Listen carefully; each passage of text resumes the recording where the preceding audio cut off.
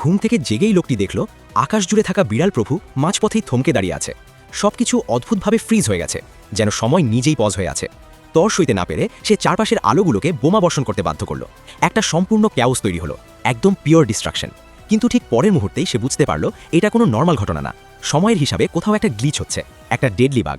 তার শরীর হঠাৎ কন্ট্রোল হারিয়ে ফেলল, আর সে দ্রুতই একটি ব্ল্যাক হোলে তলিয়ে গেল। তারপর হঠাৎই সে বেরিয়ে এলো একটি শান্ত হ্রদ থেকে। Hello smart people, it's me Rafi. Welcome to Rafix universe.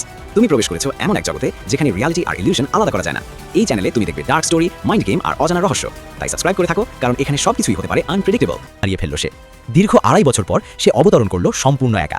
তার ভেতরের শক্তি তখন আর নর্মাল কিছু ছিল না, এটা হয়ে উঠেছিল আনকন্ট্রোলেবল, প্রায় গড লেভেল। কেউ জানতো না ওই মুহূর্তেই সে এত বড় অ্যাম্বিশন তৈরি করে ফেলেছে। কিন্তু গল্প এখানেই শেষ না। আচমকাই সে সোফার গভীরে তলিয়ে যেতে শুরু করলো, যেন রিয়ালিটি আবার ভেঙে যাচ্ছে। চোখের পলকে সে নিজেকে আবিষ্কার করলো একটি বক্সের ভেতর, আর তাকে ঘিরে থাকা সেই 10 জন এখন পুরোপুরি পাগল প্রায়। তাদের মুখে শুধু একটাই শব্দ, গেম ওভার। আজকের জন্য এই পর্যন্তই, দেখা হবে নেক্সট ভিডিওতে। ততক্ষণ ভালো থাকুন, ভালো রাখুন, আর চোখ রাখুন রাফিক্স ইউনিভার্সে।